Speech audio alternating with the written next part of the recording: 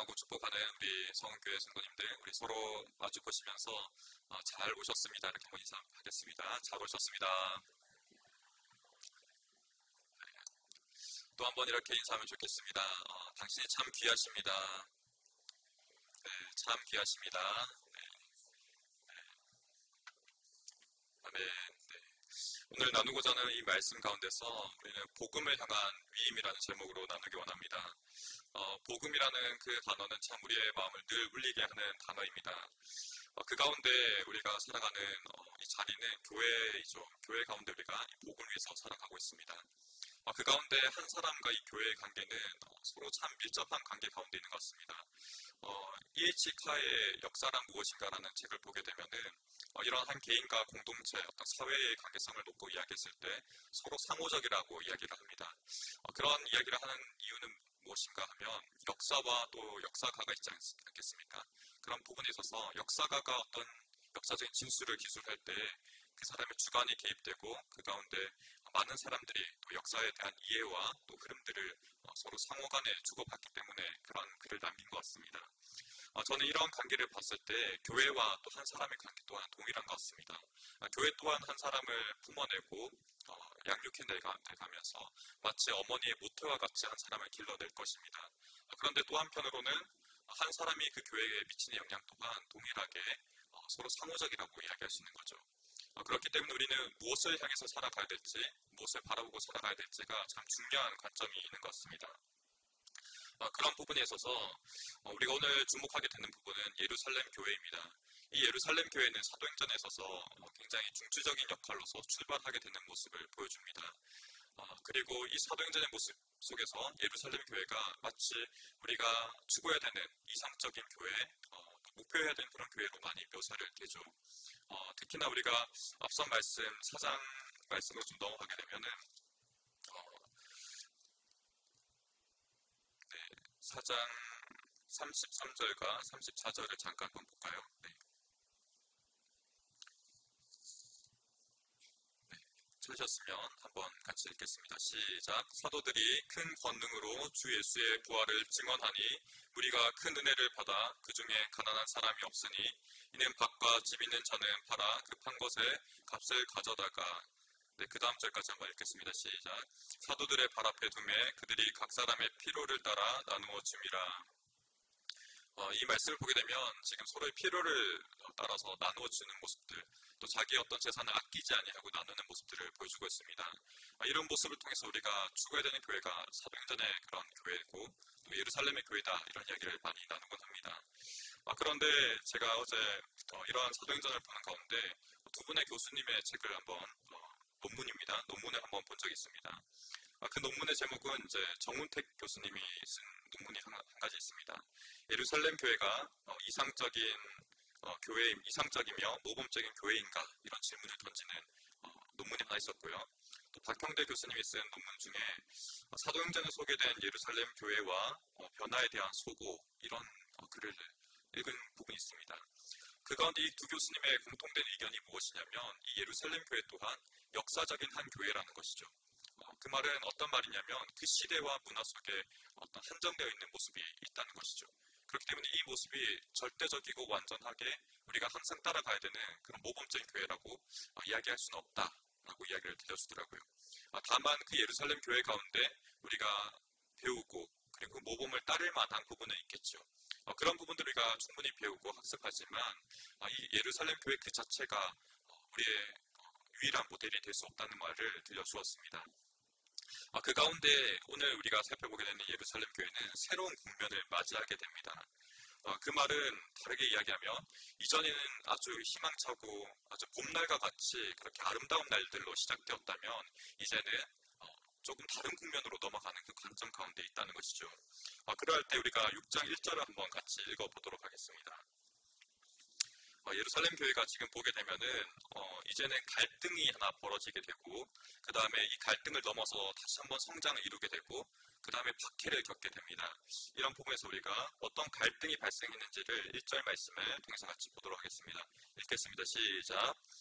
그때 제자가 더 많아졌는데 헬라파 유대인들이 자기의 과부들이 매일의 구제에 빠짐으로 히브리파 사람을 원망하니 지금 말씀을 보게 되면은 이 예루살렘 교회는 거듭거듭해서 지금 성장해 나오고 있습니다. 우리가 처음에 이 사도행전 시작을 보게 되면은 몇 명으로 시작했는지 혹시 기억하십니까? 몇 명인지 기억하시나요, 혹시? 네. 120명으로 마가 다락방에서 열심히 기도하는 가운데 시작되었습니다. 그 가운데 오순절에 성령께서 이렇게 임하시는 놀라운 역사를 통해서 폭발적으로 한번 성장하게 되죠. 그때 3,000명이 믿는 사람들이 새롭게 들어왔다고 이야기합니다. 그 다음에 또 한편 성전 미문에 우리 3장에 있었던 내용인데 성전 미문에 안징뱅이를 치유하고 농박하는 사건들이 벌어집니다. 베드로가. 그 사건을 통해서 또 몇 명이 많이 믿게 되냐면 5,000명의 또 새로운 사람이 믿게 됩니다. 우리 한번 덧셈을 더 해볼까요? 처음에 120명, 그 다음 3,000명, 5,000명 이런 몇 명일까요? 8,120명. 네. 상당히 많은 숫자입니다. 그런데 이 숫자를 보게 되면은 다 남성으로 표현됩니다. 다르게 이야기하면 여성들도 포함될 수 있고 아이들도 포함될 수 있겠죠. 그러면 훨씬 더 많은 숫자로 우리가 가능할 수 있겠습니다. 어떤 그 목사님 같은 경우는 소설로 이제 이 사도행전을 쓴 사람이 있는데 진 에드워드라는 사람인데 이분 같은 경우는 한 2만 명 정도로 이렇게 묘사를 하더라고요. 왜 그런가 생각해봤더니 이렇게 남성으로 표현되었기 때문입니다. 어쨌든 지금 제가 하고자 하는 말은 무엇이냐면 지금 사도행전 가운데 아주 단기간 가운데 폭발적으로 많은 사람이 늘어났다는 겁니다. 이 가운데 섞여져 있는 사람으로 우리가 오늘 1절에 보았던 헬라파 유대인이 있고 히브리파 유대인이 있습니다. 이것은 어떤 것을 나타내는 거냐면 유대인들이 명절만 되면은 우리가 추석과 설날을 경험하듯이 모든 사람들이 예루살렘으로 모여드는 겁니다. 그 가운데 다른 지역에 살았던 다른 나라에 살고 있는 사람들도 오는 거죠. 헬라파라는 것은 결국 그리스 지역에 살고 있는 사람들, 또 언어 또한 그리스를 모국어로 쓰고 있는 사람들이 왔다는 것입니다. 히브리파 사람들은 어떤 사람들이냐면 그 예루살렘 땅, 유대 땅에 살고 있는 사람들을 가리키고 있는 것이고 언어 또한 다르게 아람어를 쓰고 있습니다. 그러니까 이 사람들은 서로 문화와 어떤 지리적인 부분들, 여러 배경들이 다 다른 사람들인 거죠. 그런데 이 사람들 가운데 어떤 사람들은 인생의 노년 가운데 마지막 가운데 예루살렘에서 나는 생을 마감할 거야 라고 오는 사람들도 많았다고 합니다. 그러니까 명절 가운데 오는 사람들도 있었고 또 인생의 마지막 가운데 하나님의 성전 가운데 이것을 사모해서 나왔던 사람들도 있는 것이죠. 그런 가운데 이 사람들이 이제 회심하게 되고 예수님을 믿는 사람들이 아주 폭발적으로 늘어났습니다. 그 가운데 벌어진 일이 무엇이냐면 이렇게 많은 사람들이 모이다 보니까 과부 같은 사람들도 있었을 것이고 매일의 생계를 충분히 감당하지 못했던 사람이 있었을 것입니다. 그 가운데 원래는 유대 지역 가운데서는 이런 어려운 사람들을 다 돌볼 수 있는 제도적인 방침들이 있었습니다. 하지만 이 사람들이 예수님을 믿고 난 다음부터는 그런 일들이 어려워지는 거죠. 그래서 이제는 이런 사역들을 누가 감당하게 되냐면 사도들이 감당하는 겁니다. 사도들이 몇 명이죠? 총 우리가 알고 계시는 분들 잘 아시겠지만 12명이잖아요. 그죠? 그래서 지금 몇 명을 감당하고 있는 모습을 보게 되냐면 무려 2만 명의 많은 성도님들을 감당하고 있는 것입니다. 그러다 보니까 우리가 읽었던 1절과 같이 지금 누군가는 누락되는 일들을 경험하게 되는 거죠. 이런 갈등 가운데서 지금 어떻게 접근하냐면 우리가 2절부터 그리고 4절의 말씀 한번 같이 읽도록 하겠습니다. 같이 읽겠습니다. 시작.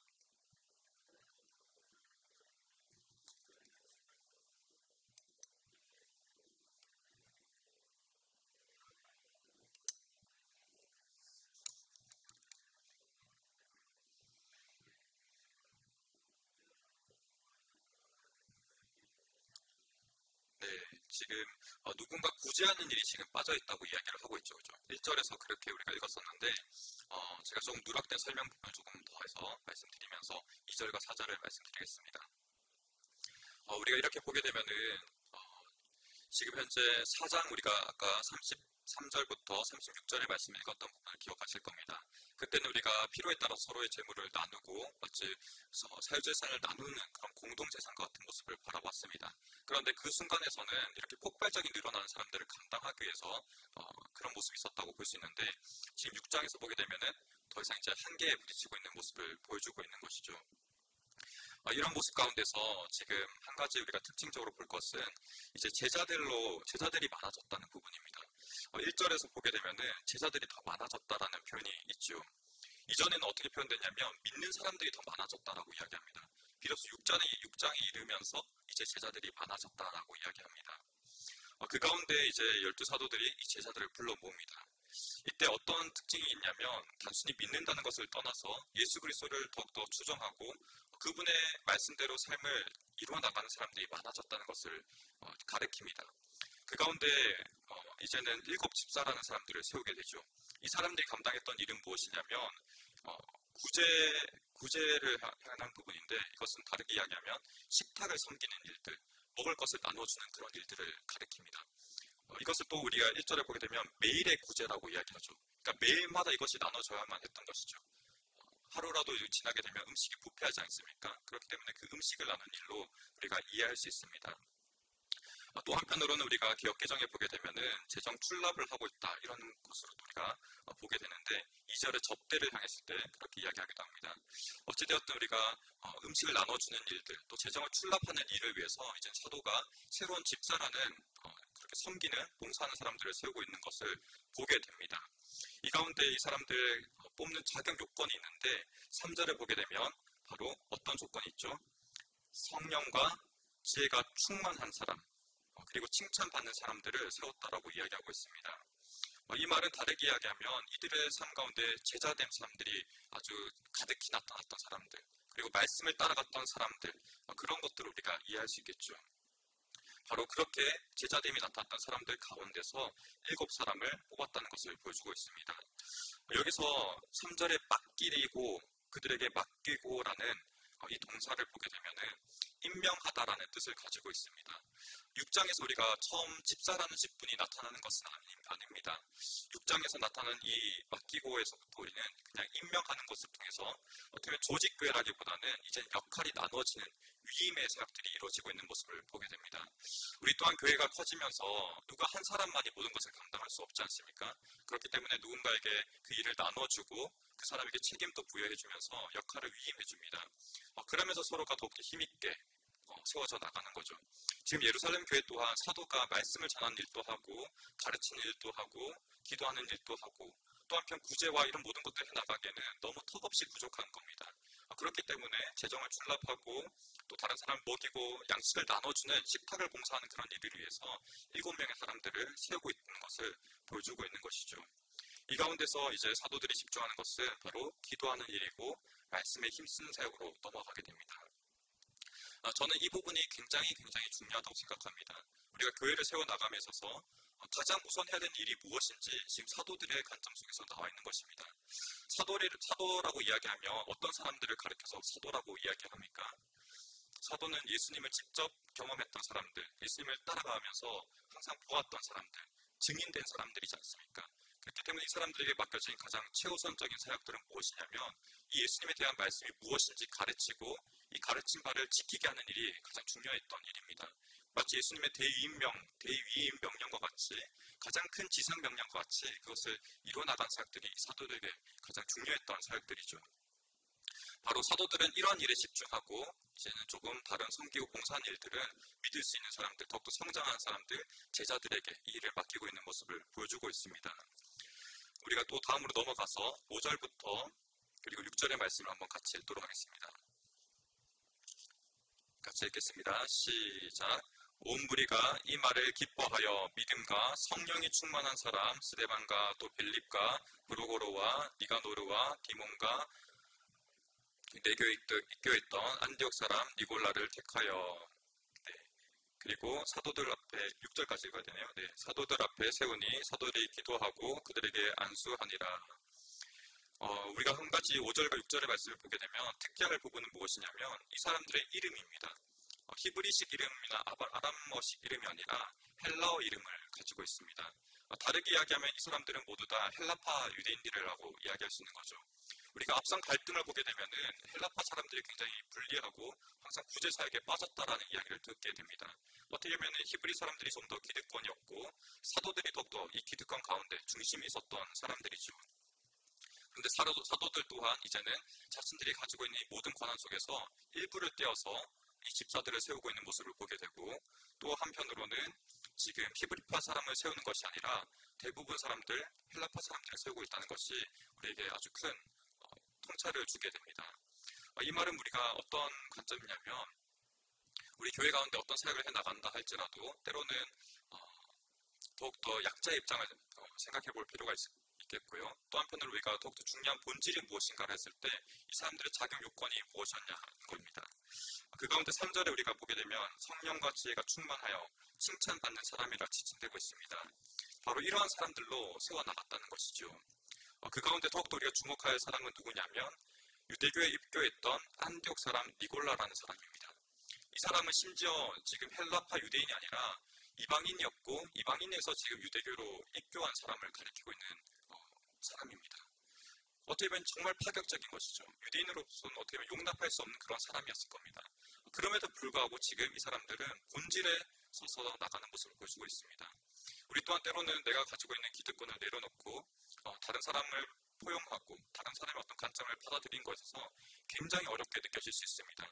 하지만 그 가운데서 지금 이 사도행전에서는 오히려 자신의 기득권을 온전히 내려놓고 오히려 더욱더 본질에 힘쓰고 있는 모습들을 우리로 하여금 정말 배우고 우리가 따라가야 되는 모범으로 보여주고 있는 것입니다. 또 한편 우리가 7절 말씀을 같이 읽도록 하겠습니다. 같이 읽겠습니다. 시작. 하나님의 말씀이 점점 왕성하여 예루살렘에 있는 제자의 수가 심히 많아지고 허다한 제사장의 무리도 이 도에 복종하니라. 지금 우리가 보게 되면은 이 구절이 굉장히 중요한 구절인데요. 지금 우리가 시작하는 부분이 어떻게 시작되고 있나요? 하나님의 말씀이 점점 왕성하여, 하나님의 말씀이 점점 왕성하여라고 시작하고 있습니다. 제가 아까 읽었던 박형대 교수님의 글을 보게 되면 이 구절들로 말미암아 사도행전은 여러 분할되고 있다고 이야기합니다. 말씀이 어떻게 보면 이 사도행전 전체에 걸쳐서 왕성해 나가는 것들, 점점 이 번창해 나가는 것들, 힘을 얻게 되는 부분들이 온 열방을 점령해 나가는 모습들이 우리가 주목할 부분이라는 것이죠. 그리고 이런 구절이 나올 때마다 어떤 새로운 국면들로 전환되고 바뀌어 나가는 모습들을 보게 된다고 이야기합니다. 혹시 여러분들 메모할 수 있다면은 세 가지 메모해 보면 좋을 것 같습니다. 우리가 읽었던 6장 7절의 말씀이 그러한 말씀이고 또 12장 24절의 말씀이 그러한 말씀이 나타나 있습니다.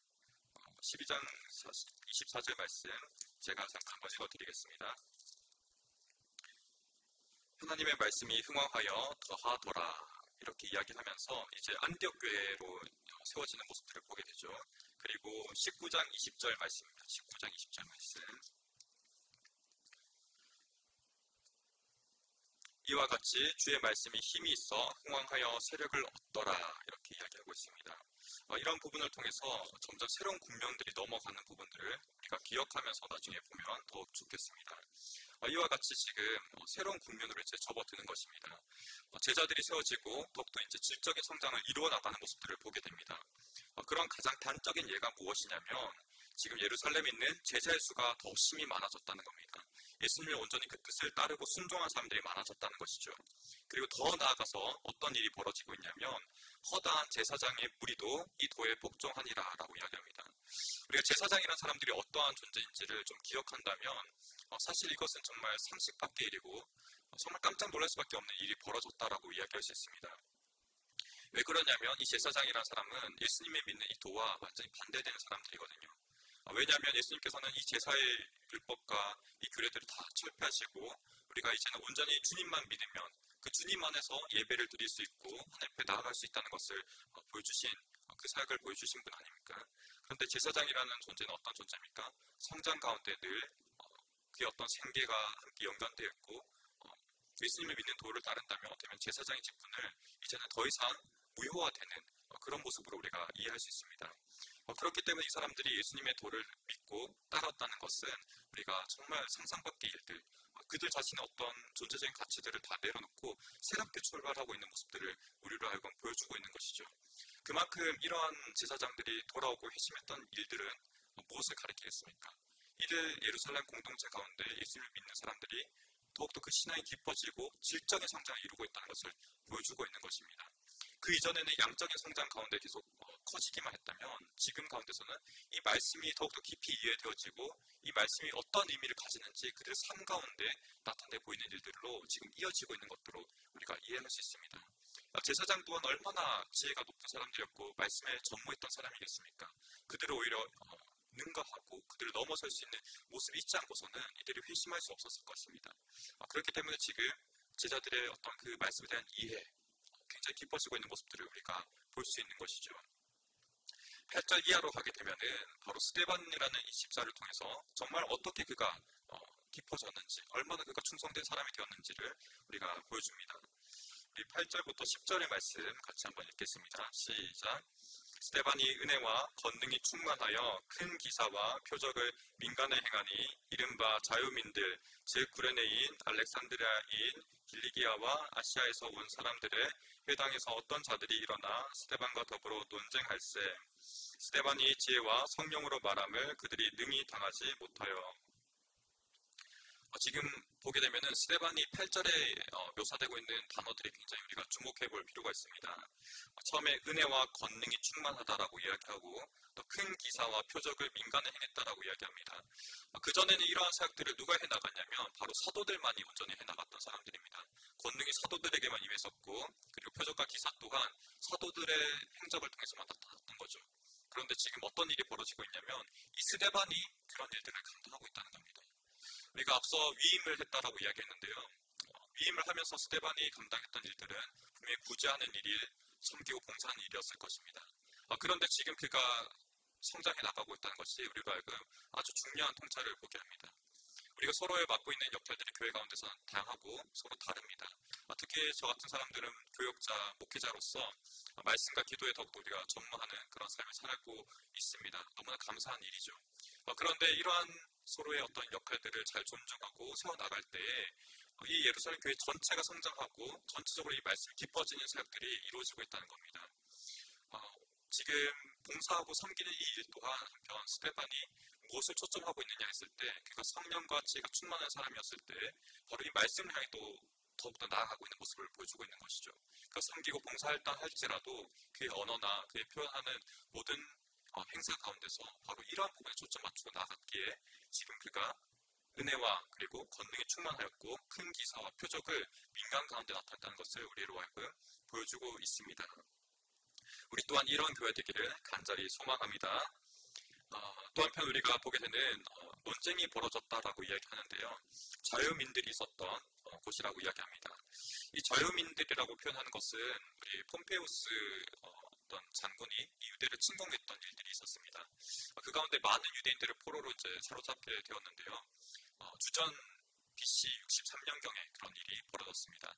근데 지금 이 사람들은 다시금 자유의 몸이 되어서 이제는 유대 땅으로 들어왔고 회당 가운데 예배를 하는 그런 모습을 보여주고 있는 거죠. 이 가운데 우리가 기억할 만한 이름은 길리기아라는 지역입니다. 길리기아 다소 우리 기억하실지 모르겠지만 사도 바울의 고향이지 않습니까? 그죠? 어떻게 보면 우리가 이방 다른 지역에 퍼져 있었던 사람들이 있었지만 그 가운데 사도 바울과 같이 아주 율법에 교육받고 율법에 대한 열심히 있었던 사람들이 많았음을 우리가 기억할 수 있겠죠. 사도 바울 또한 어쩌면 이 가운데 포함되었을지도 모르겠습니다. 이 논쟁 가운데요. 스데반과 지금 바울이 어떻게 보면 만났다는 이야기가 7장 후반부에서 나타나거든요. 사도 바울도 분명히 이 자리 가운데 있었을 것입니다. 그 가운데 논쟁이 지금 벌어진 거예요. 어떤 논쟁이 벌어졌냐면 바로 이 성전에 대한 논쟁이 벌어진 겁니다. 성전에 대한 논쟁. 아주 유대교에 있어서 첨예하고 마치 뇌관과 같이, 폭탄의 뇌관과 같이 건드리면 터질 법한 아주 민감한 상황 가운데 지금 스데반이 도전하고 이것을 건드리고 있는 모습을 보여주는 겁니다. 그래서 우리가 읽은 바와 같이 지금 스데반과 논쟁이 벌어졌는데 스데반은 한편 능히 이기지 못하고 당하지 못했다라고 이야기하고 있습니다. 그만큼 스데반이 아주 첨예한 논쟁 가운데서도 그가 승리할 수 있을 만큼, 이길 수 있을 만큼, 능가할 수 있을 만큼 그가 말씀 가운데 깊어져 있는 모습을 우리가 보여주고 있는 것이죠. 실제로 우리가 7장 전체를 다음에 읽어나가게 되면 스데반이 이러한 이해가 얼마나 깊은지를 보여주고 있습니다. 유대 역사 전반에 걸쳐서 그리고 바로 신학적으로 논쟁 가운데 이 성전이 이제는 폐지되었고 오직 그리스도를 주님을 믿음으로 말미암아 우리가 성전됨을 이야기하고 있는 모습을 볼 수 있습니다. 우리가 이어서 14절과 15절의 말씀을 조금 같이 보도록 하겠습니다. 같이 읽겠습니다. 시작. 그의 말에 이 나사렛 예수가 이곳을 헐고 또 모세가 우리에게 전하여 준 규례를 고치겠다 함을 우리가 들었노라 하거늘 공회 중에 앉은 사람들이 다 스데반 주목하여 보니 그 얼굴이 천사의 얼굴과 같더라. 저희가 하나하나 다 살펴보면 좋겠지만 지금 중요한 부분은 아주 민감한 부분을 스데반이 건드렸고 서기관과 장로들과 다 소집되어서 지금 끌려온 모습을 보게 됩니다. 재판석에 지금 선 거예요. 예수님이 마치 십자가 가운데 그 재판 당하는 것처럼 그 사내들인 공의 앞에 서가지고 재판받고 있는 모습을 보여주고 있는 건데요. 지금 그 가운데 핵심적인 것은 무엇이냐면 모세와 하늘을 모독했다.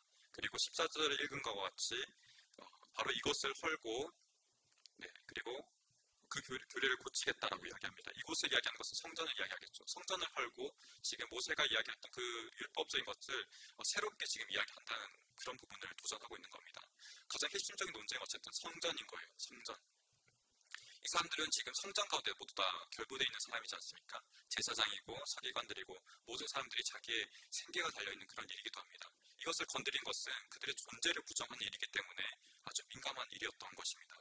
하지만 그 가운데 스데반은 지금 과감히 그것을 건드리고 있고 과감히 논쟁을 지금 벌이고 있는 모습을 보여주고 있습니다. 어찌 보면 이 스데반인 사람이 헬라파 유대인, 헬라파 쪽에 속했던 사람이었기 때문에 이것이 가능했을지 모르겠습니다. 사도들 가운데 이 사람들 가운데 아무도 이 문제를 건드리지 않았습니다. 아무도 이 성전에 대해서 도전하지 않았습니다. 충분히 건드릴 법한 문제인데도 불구하고 아무도 건드리지 않았습니다. 오직 스데반이 지금 먼저 이러한 일들을 일으키고 있는 모습을 보여주는 것이죠. 우리가 이런 말미암아 보게 되는 중요한 부분은 우리가 어떤 한 사람들을 세워나갈 때 정말 성령과 그리고 지혜가 충만한 가운데 말씀이 충만한 사람들 세워나갈 때 이러한 자리까지 성장할 수 있다는 것들, 이러한 순교의 자리까지 나아갈 수 있다는 그런 모습들을 우리가 보게 됩니다. 우리가 이처럼 한 영혼이 얼마나 귀한지 또 한 영혼이 바르게 세워지는 것이 얼마나 중요한지 이것을 통해서 볼 수 있습니다. 그리고 우리가 15절의 말씀을 다시 한번 더 읽으면 좋겠는데요. 같이 읽겠습니다. 시작. 공회 중에 앉은 사람들이 다 스데반을 주목하여 보니 그 얼굴이 천사의 얼굴과 같더라.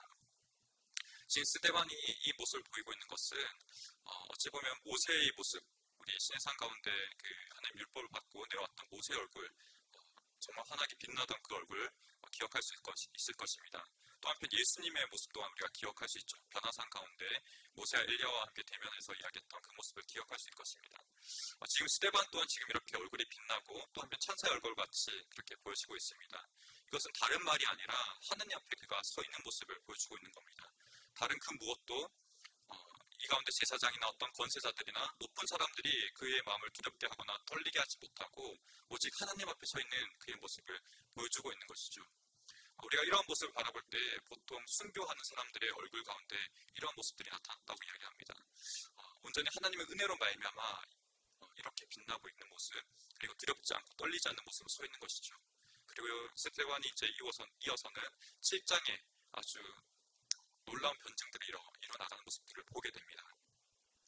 그런 애들이 우리가 계속해서 나누어질 텐데요. 우리가 오늘 나누고자 하는 가장 핵심적인 부분들은 바로 이처럼 복음을 향한 것, 복음을 향한 우리의 위임들, 서로의 역할을 나누어져 나가는 것들. 저 또한 이런 부분에 있어서 말씀과 기도에 더욱더 전무해야겠죠. 그렇죠? 그런 가운데 더욱더 우리가 함께 말씀으로 세워나가는 부분에 모든 열심을 더해야만 할 것입니다. 그 가운데 또 한편 저 또한 사람을 세워나갈 때, 또 특히 제가 청년을 맡기도 하니까 청년들을 세워나갈 때 이런 성령과 지혜가 충만한 사람들이 너무나 중요할 것입니다. 우리 교회 가운데 사람들이 이렇게 양육을 받고 세워져 나가는 것들이 이처럼 우리가 하나님께서 기뻐하신 일이고 교회가 추구해야 되는 방향성이라는 것을 우리가 알 수 있습니다. 그러할 때 바로 하나님께서 우리 가운데 전적으로 역사하시고 또 하나님을 우리가 온전히 높여드릴 수 있는 일들로 이어지게 될 것입니다. 어떻게 보면 우리가 성령과 지혜가 충만하다는 것은 전적으로 하나님을 의지한다는 이야기가 될 것이고 또 하나님만을 우리가 온전히 경외한다는 말이 될 것이고 하나님과 이웃을 우리가 온전히 사랑해낸다는 말로 될 것입니다. 우리가 이처럼 스데반이 세워진 그 모습을 통해서 우리 또한 그렇게 주의 말씀이 우리를 가득히 채우고 또한 우리의 삶의 모든 자리 가운데서 나타내 보여지기를 간절히 소원합니다. 또 한편 우리 교회 가운데 추구해야 될 모습은 어떤 모습이 있습니까? 비록 헬라파와 히브리파가 서로 갈등이 벌어지고 첨예한 문제가 벌어졌다 할지라도 이들을 수용해낼 수 있었다는 것입니다. 이들을 품어낼 수 있었다는 것이죠. 우리 또한 교회가 점점 자라고 성장하고 그런 단계를 거듭하기도 할 겁니다. 근데 또 한편 이 예루살렘 교회를 여러분들이 나중에 살펴보게 되면은 쇠퇴하고 아주 폐쇄적이고 서로 변증적이고 그런 모습으로 나아가는 모습을 보게 됩니다. 그리고 이후 이제 70년에 우리 AD 70년경을 보게 되면은 성전이 파괴되고 이 예루살렘 교회 또한 막을 내리게 됩니다. 어떻게 이야기하게 되면 교회 또한 성장하고 태어나는 그런 단계도 있지만 결국 쇠락하고 소멸하는 과정들도 있다는 것이죠. 교회 성장학 가운데서 그런 모습들이 있습니다. 물론 교회 전체를 이야기하는 것이 아니라 개교에 대한 어떤 이야기입니다. 예루살렘 교회는 점점 쇠퇴하고 작아지지만 이 말씀의 흥황함은 더욱더 커지는 모습들을 사도행전 가운데 볼 수 있거든요. 교회는 더욱더 커져나가는 가운데 있지만 이 한 교회가 어떻게 흘러가는지는 우리가 이 예루살렘 교회를 통해서 볼 수 있는 것입니다. 우리가 이러한 부분들을 계속해서 경계하고 우리 교회가 더욱더 하나님 앞에 기쁨으로 온전히 설 수 있는 것은 어떠한 부분이 되겠습니까? 바로 말씀 가운데 성령과 지혜가 충만한 가운데 더욱더 이 말씀이 흥왕해지는 것을 우리가 추구해 나갈 때 우리가 설 수 있는 것입니다. 그럴 때 때로는 우리와 맞지 않는 부분들 저거는 나의 성령과 맞지 않아 이런 생각들을 할 수 있습니다. 특히 내가 기독권 가운데 있을 때 그 사람들을 배척해내고 밀어낼 수도 있습니다. 하지만 그러할 때 우리가 어떻게 해야 된다는 것을 이 말씀을 통해서 보게 됩니까? 그들을 품어내고 오히려 그들에게 나의 권한을 위임하고 그들을 세우는 모습들을 보게 됩니다. 그들이 말씀과 성령 가운데 성령과 지혜 가운데 충만했다면 그 본질 가운데 서 있다면 그것을 수용하고 품어내는 모습을 우리가 이 모습을 통해서 알 수 있는 것입니다. 우리 또한 이러한 교회 되기를 간절히 소원합니다. 그럴 때 주의 말씀이 더욱더 왕성해지고 우리 교회 가운데 주님께서 참으로 기뻐하시는 일들이 계속해서 이어서 나타나게 될 줄 믿습니다. 우리 이 시간 잠깐 같이 기도하기 원하는데요. 이 말씀을 통해서 정말 우리가 복음을 향한 모든 열심을 내기 원합니다. 지금 6장에서는 위임을 하고 이 역할 서로 나눠지는 가운데 성장하는 모습들을 보게 됩니다. 중요한 것은 우리가 어떤 봉사를 하건 어떤 일을 하건 이 복음을 향한 열심을 향해 나아가야 된다는 것입니다.